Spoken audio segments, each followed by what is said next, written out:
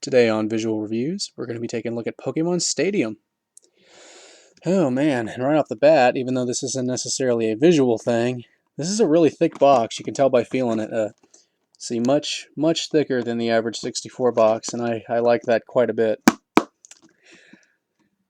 See, a typical 64 box, your finger would literally go through the damn thing. Anyway, let's actually get on with the visual aspects. My first complaint, which I haven't really heard many people complain about, is the fact that you have a fire-type Pokemon using a fire-type attack on a water-type. That's not very wise. That's going to fail pretty miserably. Now, if it would have been the reverse, that would have been really cool. Either way, it's a good-looking cover, I suppose. There's some good action going on. There's a stadium, like actual crowds full of people in the background. The transfer pack in the corner kind of throws it off for me a bit as well. But, all in all, it's not a bad front cover. Let's see what the sides look like. Also, by the way, I love the fact that they make these translucent sometimes. I always love being able to see through it as opposed to it just being a big red bar that you can't see through. But anyway,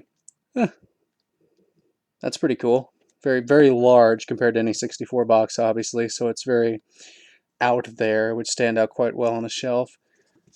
Damn. Yeah, as you can see, previous owner thought that instead of cutting the tape, ripping it would be a good idea. So screw you, whoever owned this before me. But anyway, Pikachu looks a little bit weird, but not a bad side, honestly. Again, not too bad. Why is that there? Like, I get it. I understand. It came with the transfer pack. That's a pretty good side. I like that too, honestly. Oh well, even this side. But again, person who owned this before me, I hate you. You like screwed Charizard up. This would have been a really nice side, I think, if it hadn't been for that. Let's take a look at the back really quick, just because. Pretty good little screenshots. I don't know why Nidorino there is using bubble, but okay.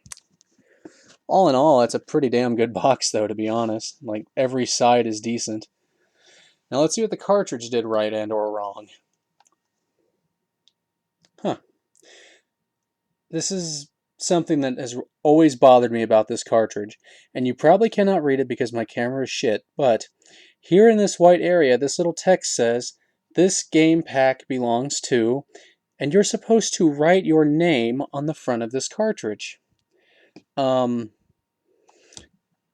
That just, how dare you? That just ruins the cartridge. Why would you do that? I understand that back in the day, perhaps, no one was aware that this stuff was going to be collectible to some people, but honestly, who just writes on their stuff like that? I've seen so many copies of this with just random names. I literally seen one with just the name Boob on the front. It was magical.